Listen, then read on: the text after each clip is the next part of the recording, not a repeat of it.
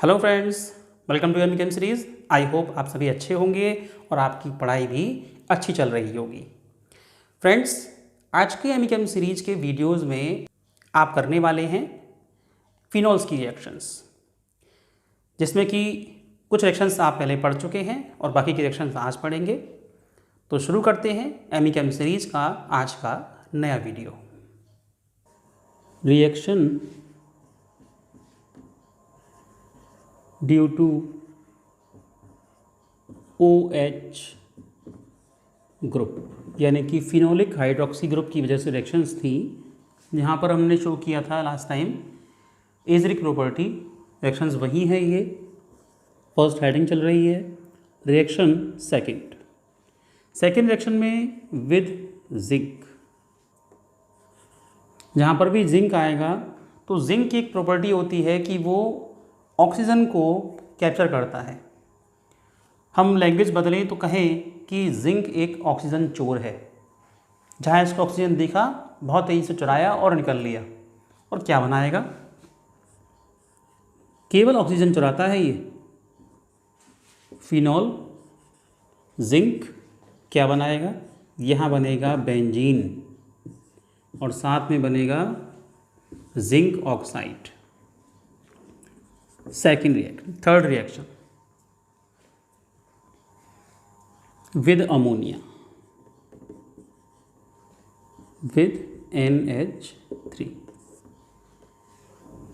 Phenol react with ammonia. यहाँ पर reaction होगी एनहाइड्रस ZnCl2 की प्रेजेंस में अप्रॉक्सीमेटली 573 केल्विन टेम्परेचर। कंपाउंड क्या बनेगा? यहाँ कंपाउंड बनेगा एनिलीन। साथ में एक H और OH मॉलिक्यूल साइड प्रोडक्ट की फॉर्म में निकल जाएगा, वाटर मॉलिक्यूल। प्रोडक्ट के नेम, रिएक्टेंट के नेम लिखना ना भूलें किसी भी रिएक्शन में, यदि आपको मार्क्स फुल चाहिए तो। यहाँ हीट लिख सकते हैं। नेक्स्ट रिएक्शन, टेम्परेचर 675 है, सही कर लीजिए इसको। नेक्स्ट रिएक्शन आती है हमारे विद एसिड क्लोराइड। रिएक्शन कैसे होगी? OH प्लस CH3COCl, ये तो H और ये Cl, और प्रेजेंस रहेगी यहाँ पायरीडीन की। जब ये H निकला, ये Cl निकला, तो मॉलिक्यूल क्या बनेगा? OCOCH3 plus HCl। क्या नाम होगा इसका? जब ध्यान होगा आपके लिए, जब आपने IUPAC पढ़े थे कि जब OCO एल्काइल एटम की फॉर्म में RCOOR डैश या कहें ROCOR डैश, इसका मतलब इसे कहते हैं हम एस्टर्स। अब देखना ये है कि O से कौन सा ग्रुप जुड़ा हुआ है डायरेक्ट, तो यहाँ पर कन्फ्यूजन डेवलप हो रहा होगा कि ये O यहाँ पर भी है और O यहाँ पर भी है। तो ध्यान रखने का मैटर ये है कि ये CH3CO से आया है, तो CH3CO किस टाइप से होगा? कुछ इस टाइप से होगा। और नेमिंग एस्टर्स की हमेशा इस टाइप से करते हैं कि उस केस में जहाँ पर भी जो एल्काइल या एराइल ग्रुप अटैच्ड है O एटम से डायरेक्टली, उसको हम पहले नेमिंग देते हैं साइड चेन की फॉर्म में। तो यहाँ पर नाम क्या आएगा इसका? फिनाइल। और अब ये क्या हुआ? एसीटेट। बहुत ही ध्यान से नाम लिखिए इसका, फिनाइल एसीटेट। रिएजेंट थोड़ा चेंज करते हैं, प्रोडक्ट वही बनेगा। यहाँ लेते हैं हम एनहाइड्राइड, CH3COCO-CH3। क्या है ये? Acidic anhydride.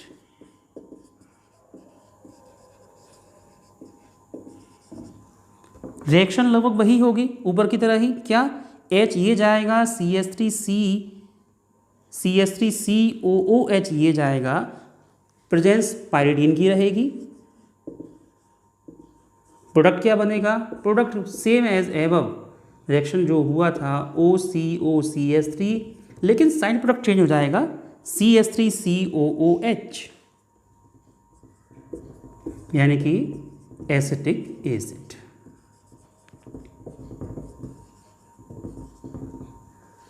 ये जो कंपाउंड बना हमारा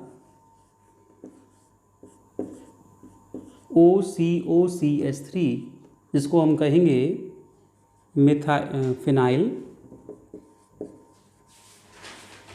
इथेनोएट, ये इथेनोएट की हम यहाँ पर करा सकते हैं, यहाँ पर फ्राइस रीअरेंजमेंट। क्या होता है फ्राइस रीअरेंजमेंट में?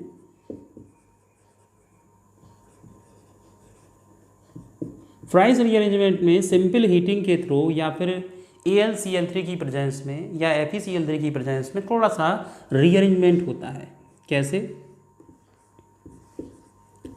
ये जो H है ऑर्थो और पैरा पोजीशन के, ये माइग्रेट करेगा किसके साथ? COCH3 ग्रुप के साथ, यानी कि COCH3 ग्रुप माइग्रेट करेगा ऑर्थो और पैरा पोजीशन में से किसी एक पर, और इस केस में यहाँ पर ये वाला H आ जाएगा और कंपाउंड क्या बनेगा?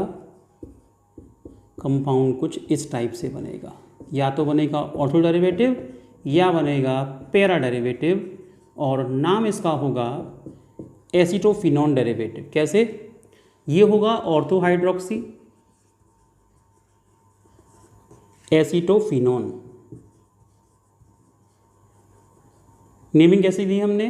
क्योंकि कीटो ग्रुप को प्रेफरेंस देंगे हाइड्रोक्सी ग्रुप पर, तो यहाँ पर 1 और 2 या ऑर्थो, जो हम बोलते हैं 1, 2 पोजिशन को क्या बोलते हैं? ऑर्थो। अगर पोजिशन 1, 4 हो तब बोलेंगे इसको पैरा पोजिशन। तो यहाँ पर नाम क्या हो जाएगा? पैरा हाइड्रोक्सी और एसीटोफिनॉन। IUPAC में पढ़ चुके हैं इसको, और अगर समझ में नहीं आया हो तो आप इसको नेक्स्ट चैप्टर जो एल्डिहाइड कीटोन्स आएगा वहाँ पर भी समझ सकते हैं कि एस्टोफिनॉन क्यों होगा। ये यहाँ पर सिंपल हीट या AlCl3 की प्रेजेंस में ये रीअरेंजमेंट हो सकता है। नेक्स्ट रिएक्शन सेम ऐसी ही आती है, जो कि रिएक्शन नंबर होगी 5। Now action with C6H5COCl। पहले रिएजेंट था CH3COCl और अब है CH3COCl। This is named as benzoyl chloride.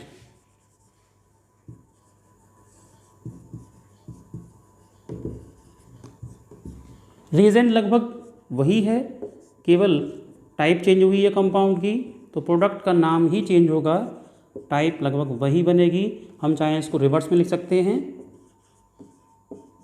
कुछ इस टाइप से। ये -HCl होगा, कंपाउंड क्या बनेगा?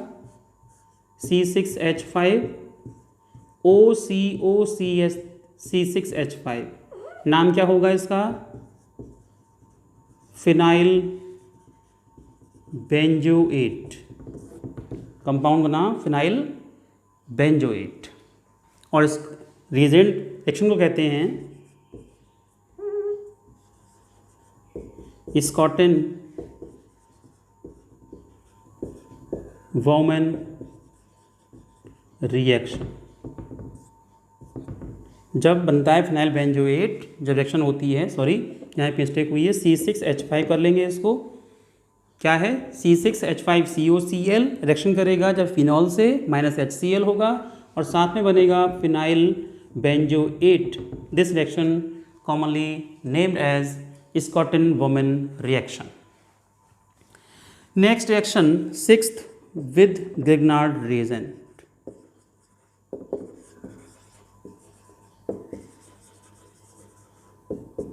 जैसा कि नाम से क्लियर हो रहा है, बताया था आपको, जब कभी भी एल्कोहल से रिएक्शन होगी या हाइड्रोक्सी ग्रुप जो कि एसिडिक इन नेचर हो, H रिलीज करता हो, उस केस में जो कंपाउंड बनेगा वो हमेशा एल्केन बनाएगा। एल्केन कब बनेगा? जो RMgX होता है, तो RMgX का R रिएक्शन करेगा एसिडिक हाइड्रोजन से और बनाएगा एल्केन। जैसे यहाँ पर फिनॉल के केस में क्या है, ये जो H है OH ग्रुप का, ये एसिडिक प्रॉपर्टी शो कर रहा है। हमने यदि लिया CH3MgBr यानी कि मिथाइल मैग्नीशियम ब्रोमाइड, प्रेजेंस रहेगी यहाँ पर ड्राई ईथर की और कंपाउंड बनेगा CH4। कैसे बना, ये H और ये CH3 बनाएगा CH4 और साथ में यहाँ कंपाउंड जो बनेगा वो नाम होगा इसका फिनॉक्सी मैग्नीशियम ब्रोमाइड। ये फिनॉक्सी आएगा, phenoxy magnesium bromide. Second main heading, reactions due to benzene ring. Benzene ring के कारण जो रिएक्शन होती हैं उनको हम कहते हैं इलेक्ट्रोफिलिक सब्स्टिट्यूशन रिएक्शन। यहाँ पर जैसा कि आप जानते हैं, बेंजीन रिंग पर अगर कोई इलेक्ट्रॉन रिलीजिंग ग्रुप हो यानी कि +I कंटेनिंग ग्रुप हो तो वहाँ पर जो कंपाउंड बनता है वो कंपाउंड बनते हैं ऑर्थो एंड पैरा डायरेक्टिंग। तो फर्स्ट रिएक्शन आती है इसकी विद Br2, और ये Br2 अगर एक्वस इन नेचर होगा तो कंपाउंड क्या बनना है वो देखिए।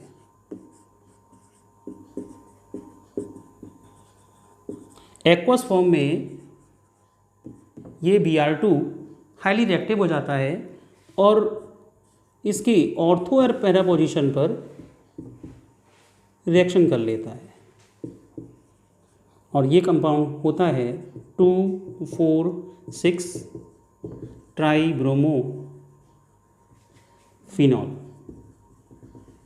और ये शो करता है वाइट PPT।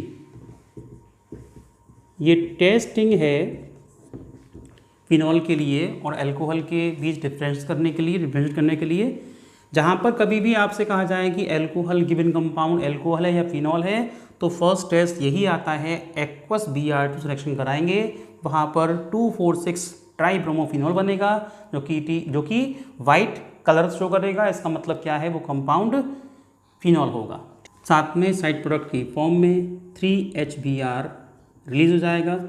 अब ये तो रिएक्शन जो है वो कंट्रोल्ड नहीं है, ये अनकंट्रोल्ड रिएक्शन है। यदि हमें कंट्रोल्ड रिएक्शन करनी हो तब क्या करेंगे, इसी टाइप की रिएक्शन को जो एक्वस रिएक्शन है, हम एक्वस के प्लेस पर रिएजेंट के साथ Br2 के साथ कार्बन डाइसल्फाइड, एक होती है CO2 कार्बन डाइऑक्साइड, यहाँ लेंगे कार्बन डाइसल्फाइड CS2, तो रिएक्शन कंट्रोल्ड हो गई। कंट्रोल के केस में कैसे होगा, या तो कंपाउंड बनेगा ऑर्थो या बनेगा पैरा, और यहाँ जो पैरा होता है पैरा ब्रोमो फिनॉल, ये होता है major product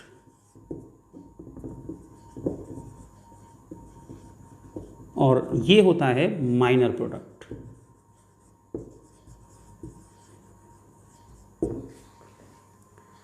next reaction, nitration.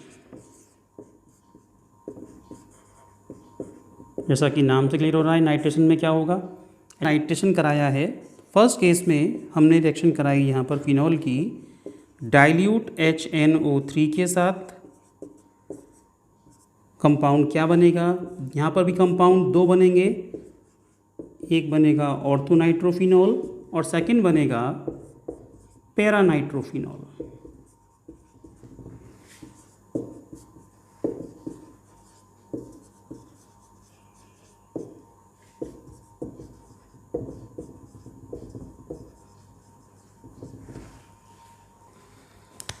अगर हम इन कंपाउंड्स को देखें तो यहाँ पर ये रहेगा मेजर और यहाँ अप्रॉक्सीमेटली 40% तक बन सकता है, और ये जो बनेगा ये बनेगा लेस देन 15% या 50% के अप्रॉक्सीमेटली। अब इन दोनों कंपाउंड्स की प्रॉपर्टी क्या है, ये सेपरेट होते हैं bye steam distillation.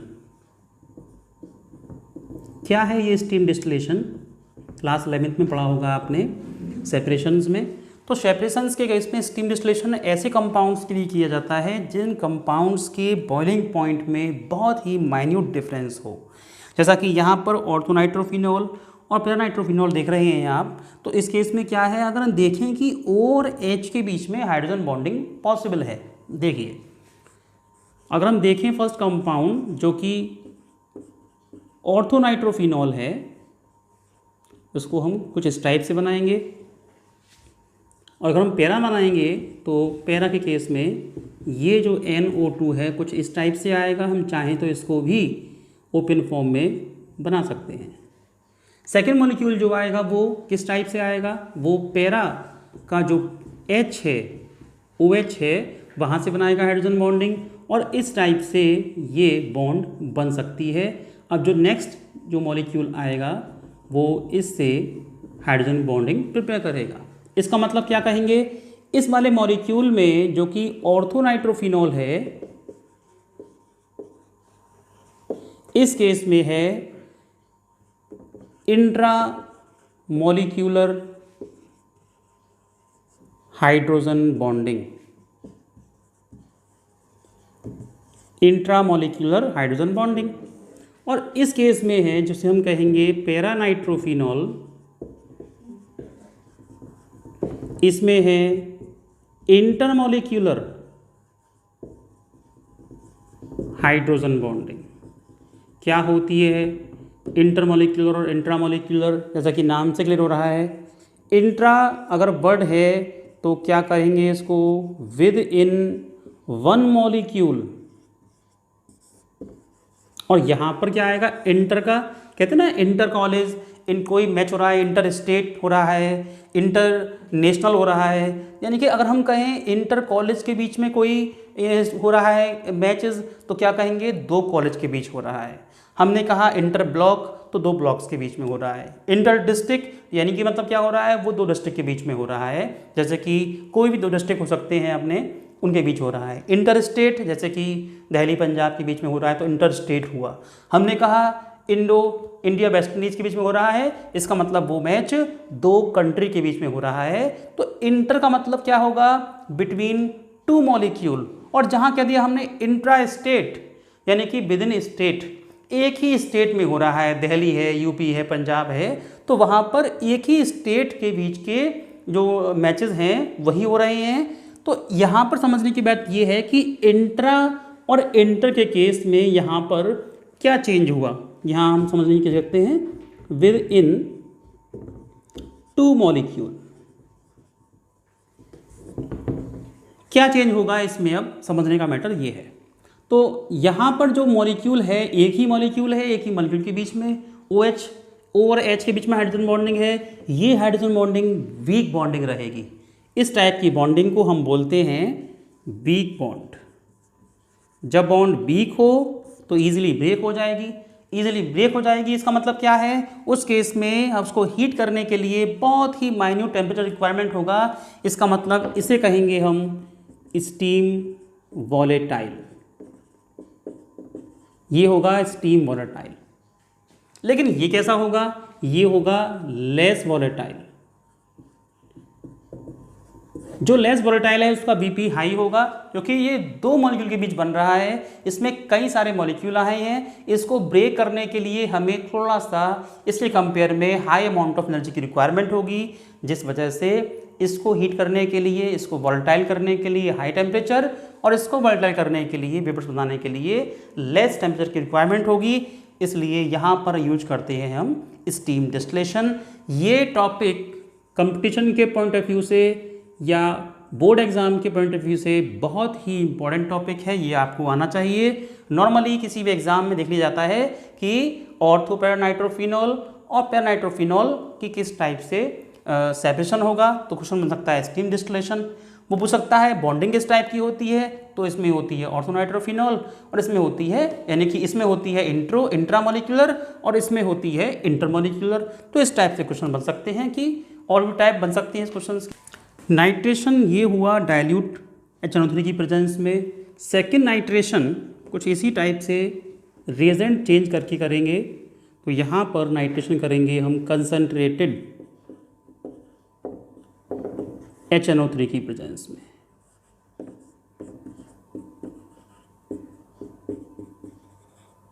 HNO3 concentrated और साथ में प्रेजेंस होगी H2SO4 कंसनट्रेटेड। तो जैसा कि ये हुआ कंट्रोल्ड और ये होगा अनकंट्रोल्ड। फिर से जैसे कि Br2 में रिएक्शन हुई थी एक्वस Br2 में, वैसे ही रिएक्शन होगी यहाँ पर। कंपाउंड क्या बनेगा 2,4,6 ट्राई नाइट्रोफिनॉल। इसको हम शॉर्ट में TNP भी बोलते हैं, try nitrophenol. Next third reaction यहाँ पर आएगी नाइट्रोसेशन। क्या डिफरेंस है नाइट्रेशन, इस नाइट्रेशन और इस नाइट्रोसेशन में, ये समझना है। पहले रिएक्शन देखते हैं। रिएक्शन होगी इसकी HNO2 की प्रेजेंस में। ये कैसे बनता है, HNO2 बनाने के लिए रिएक्शन NaNO2 की कराते हैं HCl के साथ, तो कंपाउंड बनता है HNO2 यानी कि नाइट्रस एसिड। और नीचे क्या है, ये है नाइट्रिक एसिड। कंपाउंड क्या बनेगा समझें यहाँ पे इसको। यहाँ पर नाइट्रोसेशन होगा, जैसे कि नाम से क्लियर हो रहा है, तो ये नाइट्रोसो ग्रुप बनेगा, पैरानाइट्रोसोफिनॉल। और फर्दर डाइल्यूट HNO3 की प्रेजेंस में इसका ऑक्सीडेशन होगा और फिर से कंपाउंड जो है वो बन जाएगा पैरानाइट्रोफिनॉल। यहाँ क्या बना, पैरानाइट्रोसोफिनॉल। ये डिफरेंस है। फर्स्ट केस में क्या हुआ, डाइल्यूट HNO3 की प्रेजेंस में जो कि नाइट्रिक एसिड है, ऑर्थो और पैरा दोनों बने, लेकिन मेन प्रोडक्ट जो बनेगा, मेजर प्रोडक्ट, वो बनेगा पैरानाइट्रोफिनॉल। सेकंड केस में हमने कंसनट्रेटेड सल्फ्यूरिक एसिड और कंसनट्रेटेड HNO3 की प्रेजेंस में रिएक्शन कराई। कंपाउंड क्या बना, अनकंट्रोल्ड वे में बनेगा 2,4,6 ट्राई नाइट्रोफिनॉल यानी कि TNP। और थर्ड जो नाइट्रोसेशन है वहाँ पर रिएक्शन कराएंगे हम HNO2 से NaNO2 या HCl की प्रेजेंस में। कंपाउंड बनेगा फर्स्ट नाइट्रोसोफिनॉल और सेकेंड बनेगा डाइल्यूट HNO2 की प्रेजेंस, HNO3 की प्रेजेंस में ऑक्सीडेशन होगा, कंपाउंड बनेगा paranitrosophenol. Next section is sulphonation. Sulphonation के केस में भी टेम्परेचर 2 रहेंगे, रिएक्टेंट वही रहेगा सल्फ्यूरिक एसिड कंसनट्रेटेड। यहाँ टेम्परेचर हम 2 लेते हैं, कंसनट्रेटेड सल्फ्यूरिक एसिड इस पैटर्न में भी और इस टेम्परेचर पर भी। यहाँ टेम्परेचर होगा 290 केल्विन और यहाँ होगा अप्रॉक्सीमेटली 273 केल्विन। तो कंपाउंड फर्स्ट केस में बनेगा ऑर्थो डेरिवेटिव SO3H और यहाँ कंपाउंड बनेगा पैरा डेरिवेटिव, नाम क्या हो जाएगा, इसका नेमिंग करेंगे ऑर्थो हाइड्रोक्सी, क्योंकि SO3H ग्रुप को प्रेफरेंस के अकॉर्डिंग फंक्शनल ग्रुप की फॉर्म में लेंगे। Ortho hydroxy benzene sulphonic acid. यहाँ क्या आएगा, para hydroxy benzene sulphonic acid. Last reaction is main heading की reaction due to benzene ring, इसे कहेंगे हम एल्काइलेशन। और मेन हेडिंग आती है फ्रीडल क्राफ्ट रिएक्शन। क्या होता है इसमें जानते ही हैं आप। रिएक्टेंट जो होता है वो होगा फिनॉल, रिएजेंट होगा यहाँ पर एल्काइल हैलाइड जैसे कि methyl halide,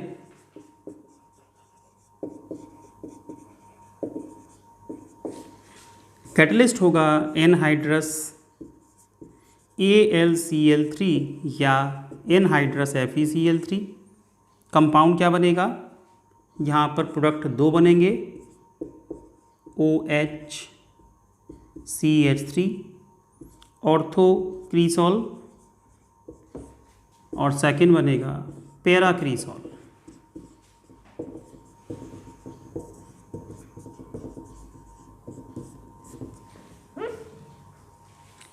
next heading is special reactions और इसमें कॉल्बेज रिएक्शन। कॉल्बेज रिएक्शन में फिनॉल का सोडियम साल्ट रिएक्शन करता है CO2 के साथ 400 केल्विन टेम्परेचर पर और 4 to 7 ATM प्रेशर पर रिएक्शन होगी और कंपाउंड जो बनेगा वो होगा OCOONA। इसमें होगा रीअरेंजमेंट।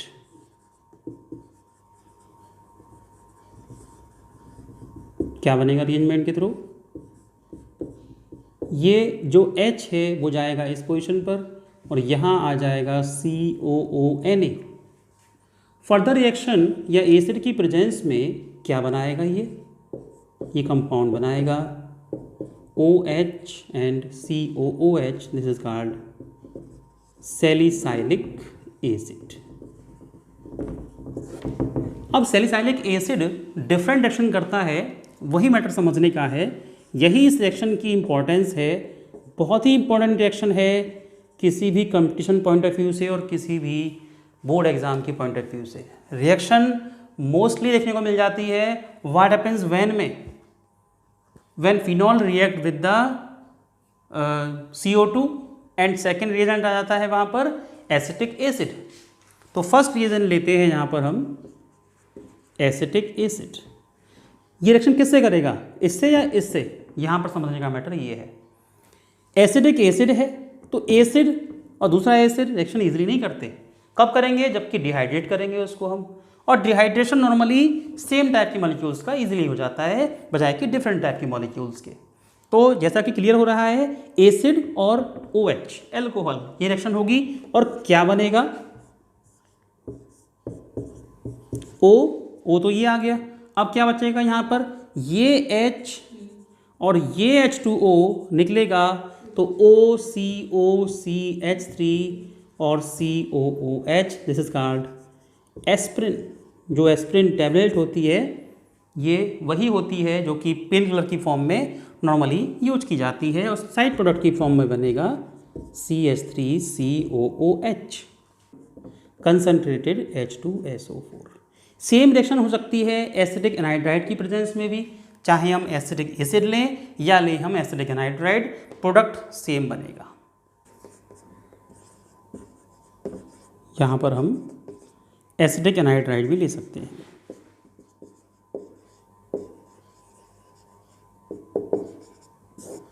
यहाँ पर समझने का मैटर ये है, ये